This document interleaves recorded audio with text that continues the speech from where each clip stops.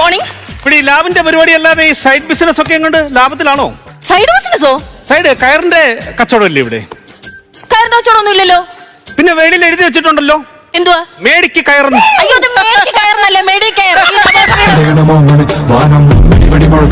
ഞാൻ വീട്ടിലിപ്പോ കേറാറില്ല. 1.5 മാസം ഞാൻ മാറി നിന്നു.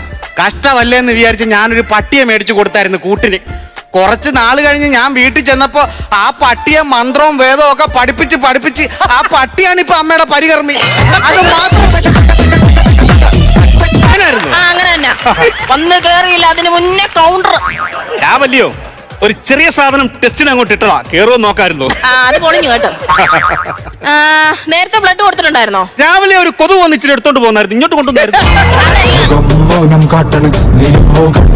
മാത്രമല്ല അത് ഇടക്കിടക്ക് ഇപ്പൊ എന്താ ചെയ്യുന്നതെന്നറിയാവോ? ചില ദിവസം രാവിലെ അത് കുളിച്ച് കുറിയും തൊടും, വാലെ കുത്തിന്ന് സൂര്യ നമസ്കാരം ചെയ്യും. ഗവൺമെന്റ് സ്കൂളിലെ ഡെസ്ക് അല്ല ഇത്. എഴുതിയാ പറ്റത്തുള്ളൂ, കാരണം ഞങ്ങളെന്ന് പറഞ്ഞ ഭയങ്കര തറവാട്ടുകാരാ. എന്റെ അച്ഛൻ പഴയ ചുരിദാറാ. ഞാനാണെങ്കിൽ എടുത്ത് കളയാ, അല്ലെങ്കിൽ കുത്തി നിറച്ച തലയാണ ഉണ്ടാവും.